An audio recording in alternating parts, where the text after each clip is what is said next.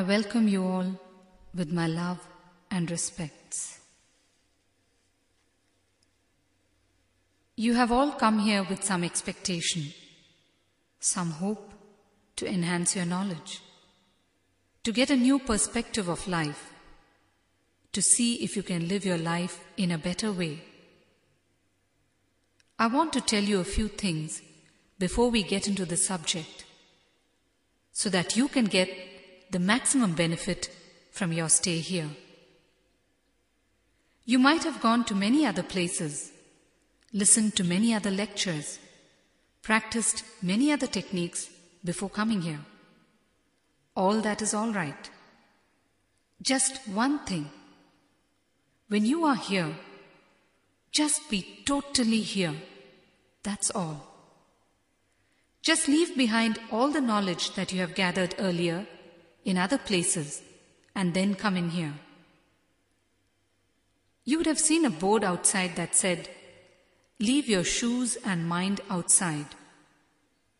You might have wondered what it meant. It means when you leave your shoes outside, just decide and leave your mind also. Just leave all your gathered knowledge next to your shoes and come in. You can take it back when you go out. Don't worry about that. No one will take your mind away.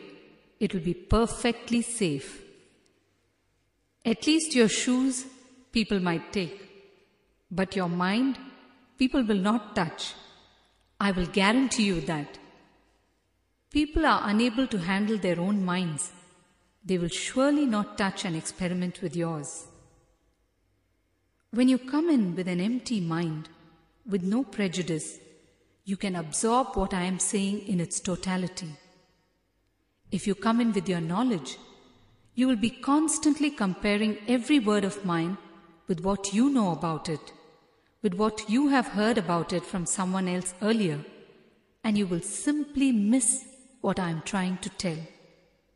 You can absorb me only if there is some space in you to take me in. If you are already full, you cannot take me in. A small story. A learned professor from the West went to meet a Zen master in the East in Japan. The professor was very learned and had done a lot of research in many areas of study. He went to meet the master to acquire some spiritual knowledge, to discuss various issues with him, to understand spirituality in a better fashion. He arrived at the master's place and found the master brewing tea. The master saw him in and gestured for him to sit and continued to brew the tea. The professor sat down and after a while started talking of his background, of all his studies, his discoveries, his travels all over the world, his experiences with different people, his conclusions on various subjects, and what not. The master finished brewing the tea and placed 2 cups between them. He began pouring tea into the professor's cup. He poured, and slowly the cup started overflowing. The tea spilt over the saucer and flowed onto the table. The professor was agitated at what was happening. He could not contain himself anymore. He screamed, "Master, what are you doing? Stop pouring. The cup is overflowing." The master stopped and calmly said, "So are you." The professor was shocked, but understood what the master was trying to tell him. The professor was so full like the teacup that could not hold any more tea. Anything that the master might have told him would have only overflowed outside, not into him. The professor understood from that one word of the master what he meant, what he was trying to tell him. So understand, if you want to experience me, if you really want to gain something for having taken the time out for these days, just be like an empty cup here. Be totally open and receptive. Be like a child, innocent and curious, like a sponge ready to absorb. That is enough. You see, there are 3 types of knowledge. The first is intellectual knowledge, the knowledge of the mind. For this, you need only your mind, nothing else. If you are attentive and have a good memory, it is enough. If you can apply logic well, if you have a little common sense to connect things and understand, it is enough. This is the kind of knowledge that you gain in school with your books. To learn mathematics and science, your mind is enough. You can become a great mathematician or a great scientist. The second type of knowledge is knowledge of the heart. Here, you need to use your heart also in addition to your mind. Art, music, poetry, dance, all these come under this category.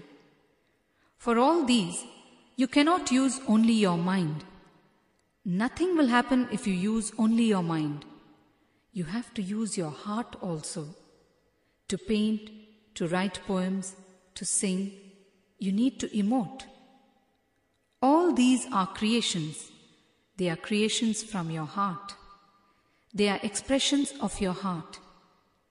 Can you write a poem with no feelings at all? Can an artist draw and paint with just his mind? No. They need to connect with their heart, and then they will simply flow.